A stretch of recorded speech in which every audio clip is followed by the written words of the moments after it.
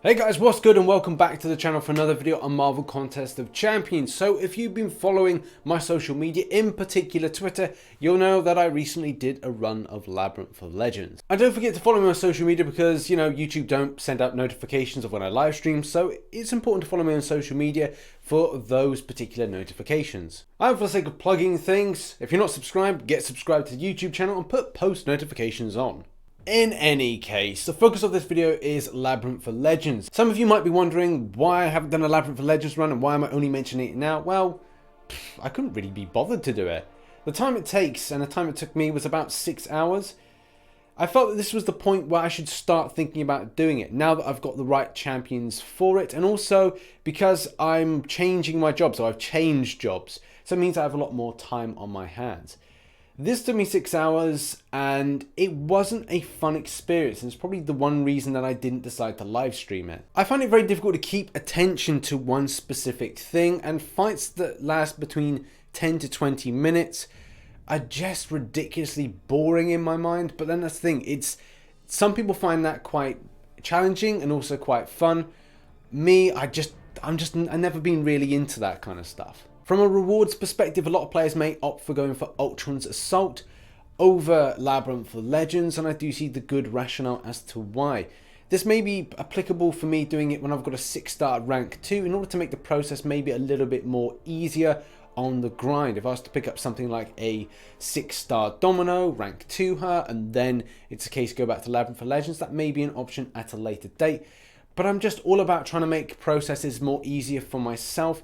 Rather than when it was first introduced, did I number one have the champions? No, I think at the time it was released, I didn't even have a 4-star Star-Lord, which would have been ideal to do something like this. Number two, having a decent device is really important. I'm finding some real issues with my iPhone 7 Plus, which I know a lot of people will go, hey, an iPhone 7 Plus and even an iPhone, you're having problems with it? No, that's not true. Well, it does seem like that. When I evade back, it doesn't recognize my finger movements, and I've tried increasing the sensitivity. So instead of me just going back, I end up going into either a block, a parry, or my block is completely open, so I'm not in a block state at all. It's kind of weird, but I think that I've got to get a new device.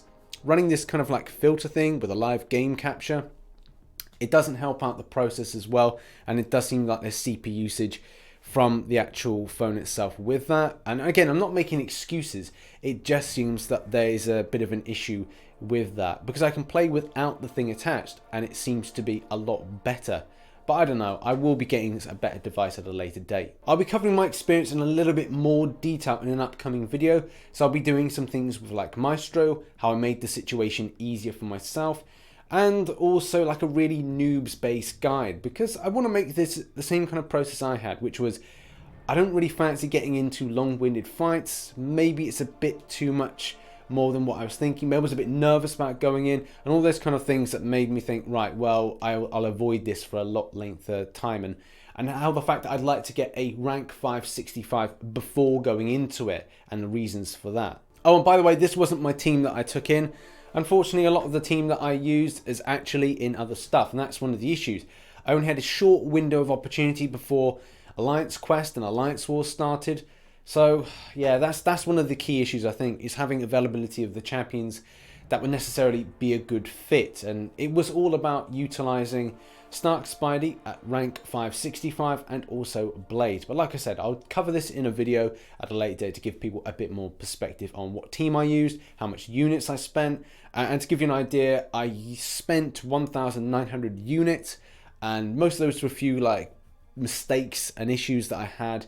If you follow me on Twitter, you'll know one time where I was like, I was pretty comfortable, I evaded an L2 from Maestro and instead ate the blade swing, which was kind of odd because I was in the middle of dexterity, like evading away from it. It's annoying when you get clipped in there, you're like, what the hell?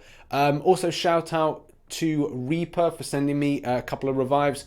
I only needed 3 revives, I only needed 2, but thanks in any case for offering that. At the end of the day, it's all about time grind, and unfortunately, due to the fact that we've got so much content, I mean, at the point of recording this video, we've got 1 day until the next event that's going to go in.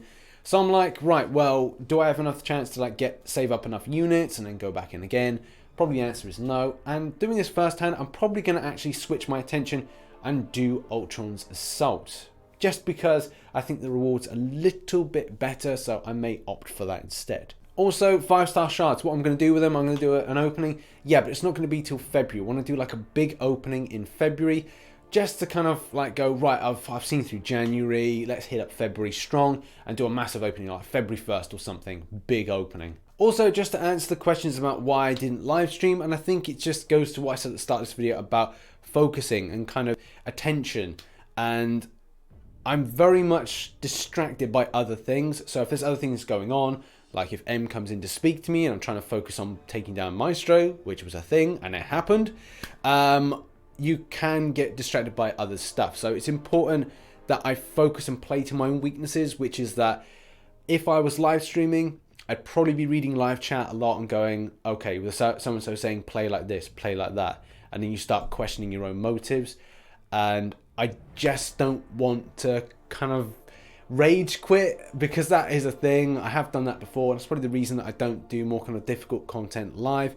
It's just how it rolls. At the end of the day, I want to keep it breezy, I want to keep it stress-free, and I want to be able to focus.